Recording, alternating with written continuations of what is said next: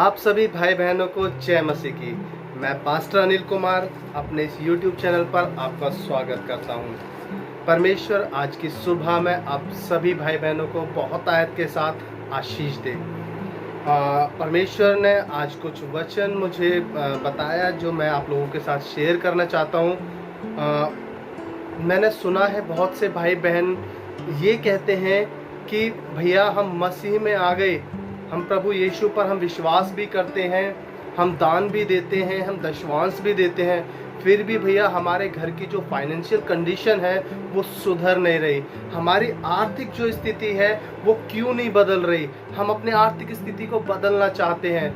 ऐसा क्यों है कि भैया हम मसीह में होने के बाद भी परेशान हैं।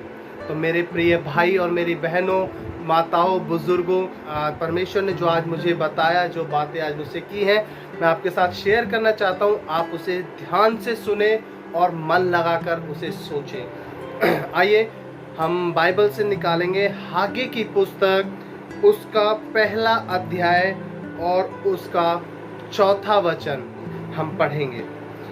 वचन में लिखा, क्या तुम्हारे लिए अपने छत वाले घरों में रहने का समय है, जबकि यह भवन उजाड़ पड़ा है। हालेलुया।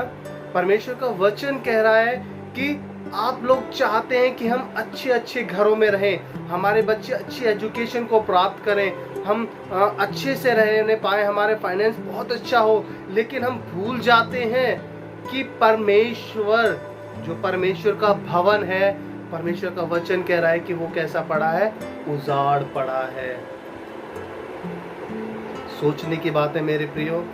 वचन कहता है कि परमेश्वर हाथों के बनाए हुए घरों में नहीं रहता। आइए हम निकालेंगे पहला कुरिन्थियों, उसका 3 अध्याय और उसका 16 वचन। वचन कहता है, क्या तुम नहीं जानते कि तुम परमेश्वर का मंदिर हो और परमेश्वर का आत्मा तुम में वास करता है। हालेलुया। इसी का 17 वचन कहता है, यदि कोई परमेश्वर के मंदिर को नष्ट करेगा तो परमेश्वर उसे नष्ट करेगा, क्योंकि परमेश्वर का मंदिर पवित्र है और वह तुम हो। मेरे भाई और मेरी बहनों, इसका मतलब ये कि हम परमेश्वर का मंदिर है। परमेश्वर का वचन कहता है कि परमेश्वर का आत्मा हमारे अंदर रहता है, और साथ साथ परमेश्वर के वचन ने ये भी कहा कि जो परमेश्वर के मंदिर को नाश करता है, परमेश्वर कहता है कि मैं भी उसे नाश करूंगा। हालेलुया। मेरे भाई और मेरी बहनों, मैं आपको आज की सुबह में यही बताना चाहता हूँ कि परमेश्वर कहना चाहता है कि परमेश्वर का जो मंदिर है, यानी कि जो हम हैं, यानी जो आप हैं, हमें देखने की ज़रूरत है कि हमारे हृदय में कोई कपट तो नहीं, कोई पाप तो नहीं। क्या हम जो जीवन जी रहे हैं वो ऐसा जीवन जी रहे हैं जो मसीह को भाता है, या सिर्फ हम अपनी सुख सुविधाओं के पीछे भाग रहे हैं, हमें अच्छा घर चाहिए, बड़ी गाड़ी चाहिए, या सिर्फ हम अपनी शारीरिक अभिलाषाओं को पूरा कर रहे हैं। अगर हम रोमियो उसका 8वां अध्याय पढ़ते हैं, उसमें लिखा कि शारीरिक व्यक्ति कभी परमेश्वर को प्रसन्न नहीं कर सकता। अगर सिर्फ हम शरीर की अभिलाषाओं के पीछे भागते रहें और परमेश्वर की आत्मिक अभिलाषा को हम छोड़ दें, तो हम कभी परमेश्वर को प्रसन्न नहीं कर सकते। और जब परमेश्वर हमसे प्रसन्न नहीं होगा तो हमारी फाइनेंस जो कंडीशन है वो कैसे सुधरेगी। आइए हम फिर से पढ़ेंगे इस वचन को। आगे की पुस्तक, उसका पहला अध्याय, उसका 4था वचन कहता है, क्या तुम्हारे लिए अपने छत वाले घरों में रहने का समय है, जबकि यह भवन क्या पड़ा है, उजाड़ पड़ा है। हम चाहते हैं छतों वाले घरों में हम रहें, लेकिन हम अपने अंदर झांक कर नहीं देखते कि ये भवन अभी उजाड़ पड़ा है। जो इस भवन से परमेश्वर की महिमा होनी चाहिए वो अभी तक नहीं हुई है, नहीं हो रही है। परमेश्वर ने जो कार्य हमें सौंपा है हम उसमें खरे नहीं उतरे, हम परमेश्वर के काम को नहीं कर रहे हैं, लेकिन क्या कर रहे हैं, सिर्फ और सिर्फ अपने शारीरिक जीवन को जीने के लिए पीछे भाग रहे हैं। साथ में 5वां वचन कहता है, इसलिए अब सेनाओं का यहोवा यूं कहता है, अपनी अपनी चाल चलन पर ध्यान करो। आमीन। वचन कह रहा है कि हमें देखने की जरूरत है अपने अंदर झांककर कि हमारी चाल चलन कहाँ ऐसी है कि जो परमेश्वर को पसंद नहीं आ रही। मेरे प्रियो, हम उस चाल चलन को सुधारें। इसमें लिखा कि अपने अपने चाल चलन पर ध्यान करो। तुमने बहुत बोया परंतु थोड़ा काटा, तुम खाते हो परंतु पेट नहीं भरता, तुम पीते हो परंतु प्यास नहीं बुझती, तुम कपड़े पहनते हो परंतु गर्माते नहीं, और जो मजदूरी कमाता है वह अपनी मजदूरी की कमाई को छेद वाली थैली में रखता है। सेनाओं का यहोवा तुमसे यूं कहता है, अपने अपने चाल चलन पर सोचो। आमीन। मेरे प्रियो, मेरा सिर्फ कहने का इतना ही मतलब है, परमेश्वर ने जो आज मुझे बताया, कि हम शायद कहीं ना कहीं परमेश्वर के काम को भूल गए हैं, जिस चीज के लिए परमेश्वर ने हमें मसीह में परमेश्वर हमें लेकर आया।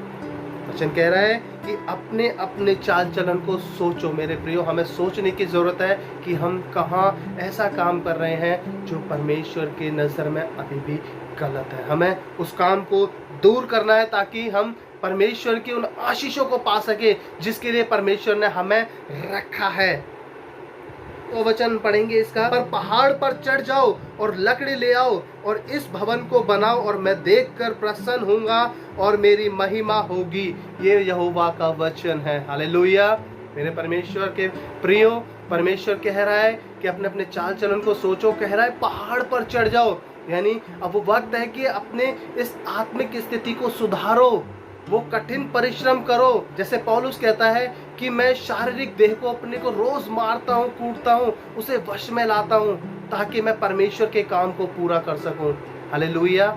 सेम वैसे ही मेरे प्रियो, वचन कह रहा है कि पहाड़ पर चढ़ जाओ, लकड़ी ले आओ, मेहनत करो। इसका मतलब कि हमारी आत्मा को क्या पसंद है, परमेश्वर को हमारे जीवन से क्या पसंद है, हमें उसके लिए कठिन प्रयास करना है कि हम अपने आत्मिक लेवल को उस लेवल पर लेकर जाएं जो परमेश्वर को पसंद है।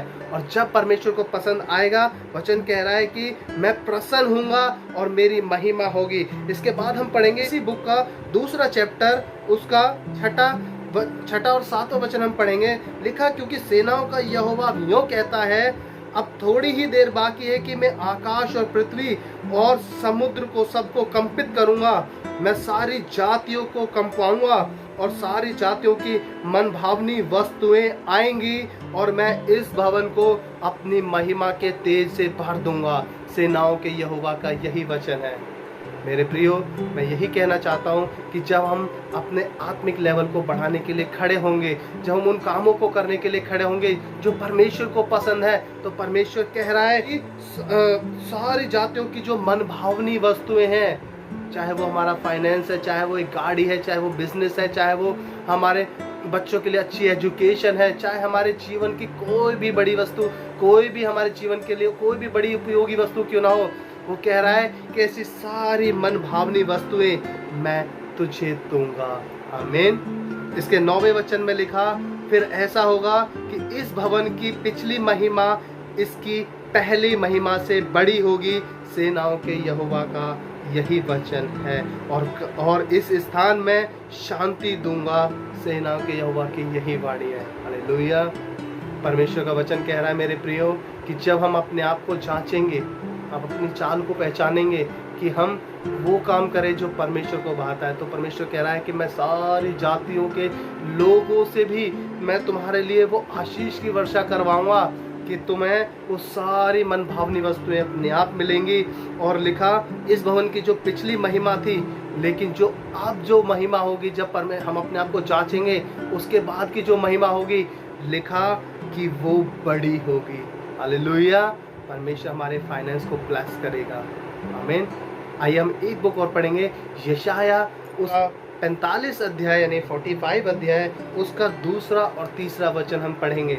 लिखा, जब हम अपने आप को सुधार लेते हैं, हम अपने चाल चलन को परमेश्वर के अनुरूप चलाते हैं जैसा परमेश्वर चाहते हैं, तो परमेश्वर का वचन कहता है, यशाया 45 उसका सेकंड वचन कह रहा है कि मैं तेरे आगे आगे चलूंगा और ऊंची ऊंची भूमि को चौरस करूंगा। यानी जो हमारे सामने कितनी भी कठिनाइयां क्यों ना हो, कितनी ऊंची ऊंची भूमि क्यों ना हो, वो कह रहा है कि मैं उन्हें चौरस कर दूंगा और पीतल के किवाड़ों को तोड़ डालूंगा और लोहे के बेड़ों को टुकड़े टुकड़े कर दूंगा। परमेश्वर में परमेश्वर के मन के अनुरूप हम चलते हैं, तो वो कह रहा है कि मैं तेरे लिए कठिन परिस्थितियों को भी तेरे लिए समतल कर दूंगा। और इसका तीसरा वचन मैं लिखा, मैं तुझको अंधकार में छिपा हुआ और गुप्त स्थानों में गड़ा हुआ धन दूंगा, जिससे तू जाने कि मैं इज़राइल का परमेश्वर यहोवा हूँ, जो तुझे नाम लेकर बुलाता है। आमीन। मेरे प्रियो, परमेश्वर ने आज मुझे यही बताया कि मैं आप लोगों को बताऊं कि हमें अपने फाइनेंस को लेकर परेशान होने की ज़रूरत नहीं है। वो तो हमें चाहता ब्लेस करना है, लेकिन वो कह रहा है कि पहले परमेश्वर के भवन को देखो कि वो उजाड़ पड़ा है, और हम चाहते हैं कि हम बड़ी बड़ी बिल्डिंगों में रहना चालू कर दें। पहले जो परमेश्वर का भवन यानी जो हमारा शरीर है, हमारा हृदय है, वो कह रहा है कि उसे देखो, वो उजाड़ पड़ा है। हम अपने अंदर से उन बातों को निकाल कर बाहर करें जो परमेश्वर को पसंद नहीं। और जब हम ऐसा करते हैं तो परमेश्वर कहता है कि मैं तेरे सामने कितनी भी कठिन परिस्थितियां भी क्यों ना हो, मैं उन्हें समतल कर दूंगा। और कहा, परमेश्वर कह रहा है कि फिर मैं अंधकार में छिपा हुआ और गुप्त स्थानों में गड़ा हुआ धन मैं तुझे दूंगा। आमीन। मेरे प्रियो, परमेश्वर का ये आज का वचन आप लोगों के लिए, आप लोगों के जीवन में बहुत आशीषों को लेकर आए। मैं आशा करता हूँ कि परमेश्वर ने आप लोगों से आज बात की होंगी। परमेश्वर आज के दिन में आप लोगों को बहुत आशीष दे।